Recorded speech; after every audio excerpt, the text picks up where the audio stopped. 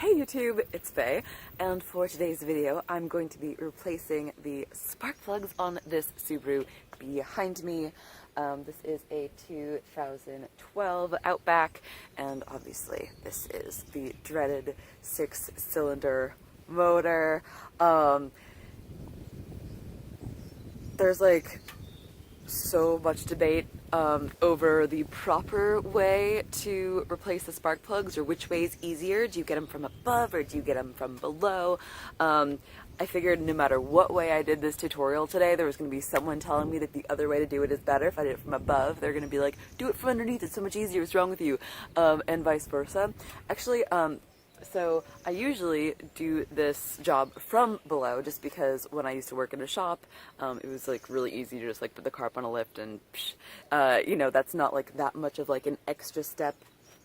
Whereas for me right now, I am outside in this person's driveway, so I'm going to be doing it from above. Not because I necessarily think it's the best way to do it, but also because I figure those of you who are watching this tutorial video are going to be probably not working in a shop where you have access to a lift, where it's really easy to just get underneath. You're probably just going to be wanting to do it in your driveway like this. So yeah, I'm gonna do it from above. This is actually my first time. This is my first time doing this job from above, so we'll see how this goes. Also, this is one of those jobs where like little hands are an asset. You hear a lot of people complain about how difficult this job is and how like the ones in the back are impossible. Of course, I'm filming this before I'm starting actually doing the work, so maybe I'll just be like, yeah, they are impossible. But the goal of this video is to show you that it's not impossible and that you can do it, and I will show you the tools that I use to do so. But for now, let's get started. Okay, here are all the tools that I used for this job. A number 2 screwdriver to remove a couple plastic clips. I use a pocket screwdriver and a 90-degree pick for disconnecting electrical connectors. A 5/16 nut driver for removing the hose clamps. A super long extension for getting to the 10mm bolts that holds the air filter housing on. A little 1/4-inch drive with my 10mm socket. I also had a little mini extension that I was using so that I could also use my short 12mm socket. I used a deep 10mm socket. If you have a battery operated impact, that's great. If you don't, no big deal, you don't need one. A universal joint, this little wobbly, and of course a 5/8 spark plug socket, and a ratchet with a long handle. That's literally all that you need. Of course, and spark plugs. Okay, so I'm going to start with the passenger side, and I'm going to start by just, ooh, that's pretty loose, lifting the cover off.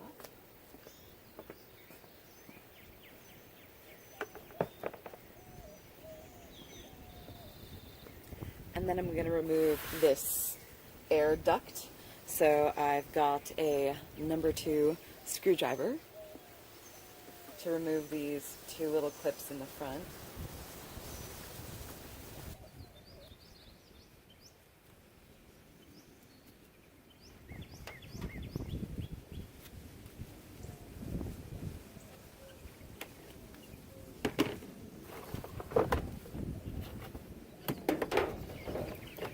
Okay, now I'm just going to remove the entire intake tube, because why not? I'm going to need to get in this area, so it's in my way.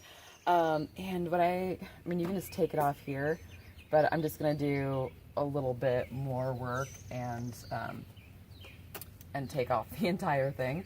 But it's just one little hose clamp, and then 2 extra bolts. So I've got my 5/16 nut driver for these 2, and then 10mm socket.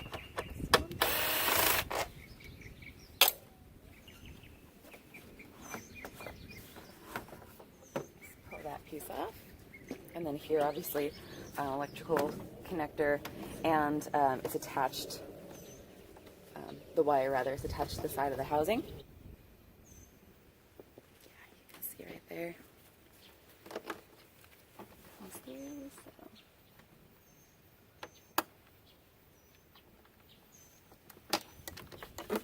And then, of course, remove this little hose. Part just comes right off. Oops, I'm gonna grab my filter too. Then we've got a couple more 10mm bolts, one there, and then a nut just hiding inside the housing. There it is. So I'm just gonna use an extension, make my life a little easier. Got this long extension. Get this one.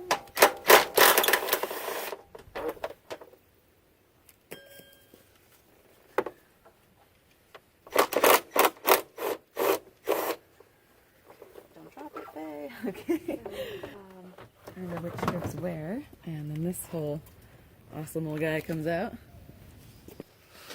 You can see now I've got nice, easy access to all of them on the passenger side. Okay, I should say I'm going to start by actually bending this little hose out of the way. Just bend it here. Don't bend it and put it up over here because this is plastic and you probably could break it. So just there is enough, and that other hose is going to hold it. And then to remove the electrical connector, I'm just going to use a little pick and a pocket screwdriver, and I'll show you how I do this. Okay, so my pick, I'm just going to put that, I hope I'm not blocking the view, I can't see, just right here, and then pull up on that tab, not super hard. Because these are going to be really easy to break, because obviously this is a hot part of the engine and plastic gets brittle over time. Whoops. When it is exposed to extreme heat. So just really gentle, and then I just use this to push the connector off. And that's really as simple as that. While I'm here and I've got my tools, I'm going to do all of them.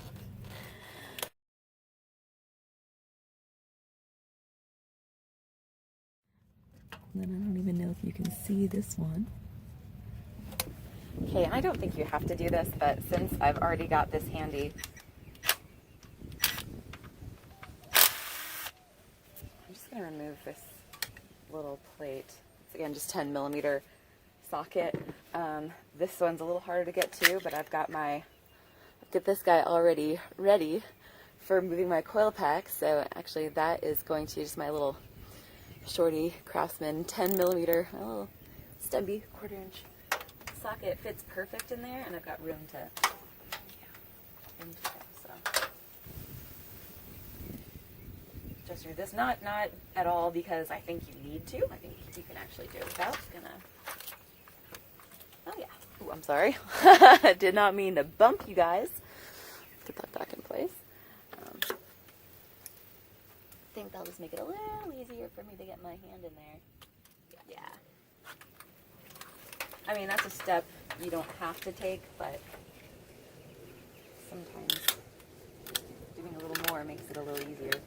Then next, I'm going to remove the coil packs, and they're just held on with a 12mm bolt, and I'm going to use this setup. I don't have a deep socket for my 1/4 inch drive, so I've just got a little adapter, and then I'm using a shallow socket in my 3s. But the reason why is because my hand fits really well like that. So it's just a comfortable position for me. And it fits in there perfect. Actually, I'll show you. See, there they are. And this fits just perfect, and same with right here. Fits perfect. Let's see if it can do the last one. I just, in order to get it in there, you just have to like slide it sideways. But even like with that extra little bit of, I guess kind of an extension on there, it fits fine. Oof, 1/4 inch ratchet though. It's not a lot of, almost a little weak, but yeah, there we go. So I got to all those guys. Now I'll just loosen them. Obviously you can get to this first one really easily. That one's not much of a challenge. How difficult is it to pull the plug out? I'm sorry, the coil. Oh, not that challenging. I'm just going to set them down and keep them in order, so that I put them back in order. Just, I don't know, just for fun. I don't know the history of this car. I'm not sure if there's ever been a coil replaced or anything.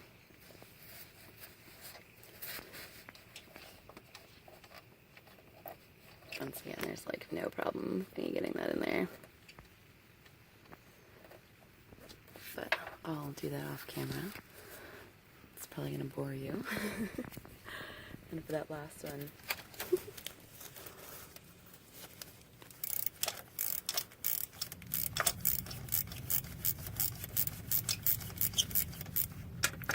just can't go too far, you won't be able to get out, so. But now it's out far enough that I can just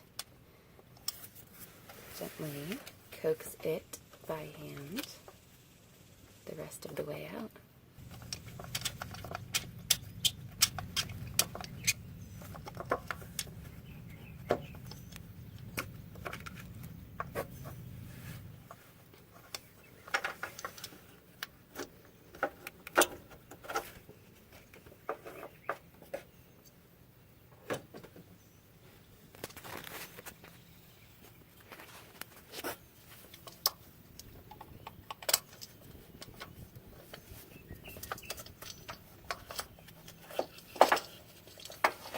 So, there,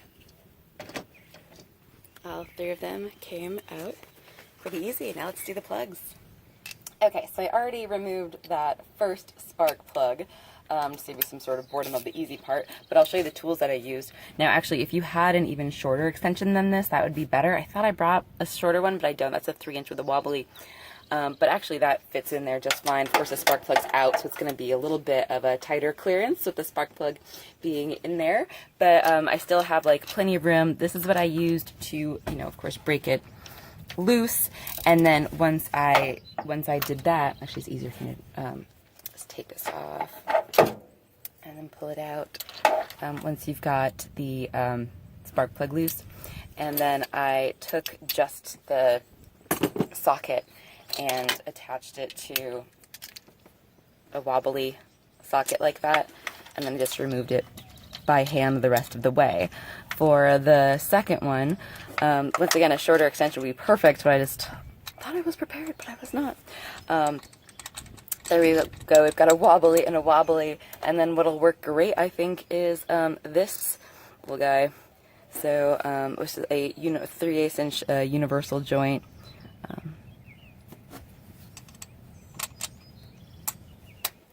Attach that guy, and then I will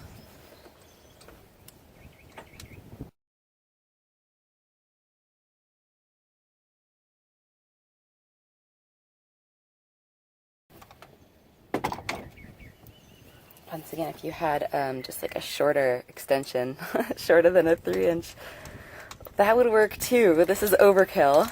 But there's plenty of room for my small little hands.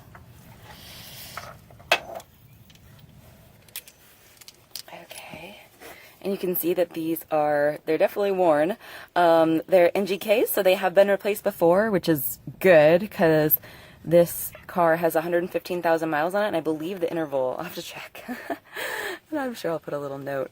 But the interval on this, I believe, is every 60,000 miles you replace the spark plugs. But I'm going to check on that. And then for this last one,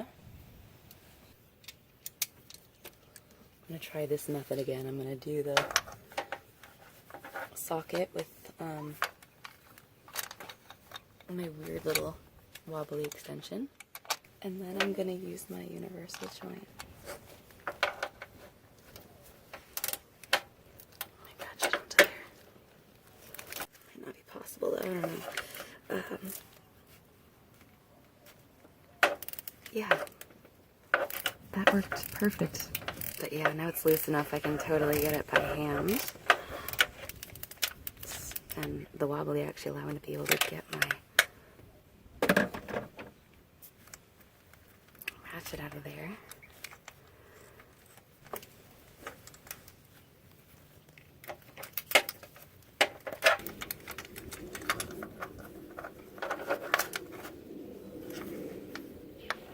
There we go. Okay, and so putting the plugs back in is obviously just like the reverse of taking the plugs out. So I'm not going to record that part because that's just going to be boring. But I'm going to put them all back in now, or not them back in. I'm going to put new ones in, and then I will hop onto the other side, and I'll show you how to do that side.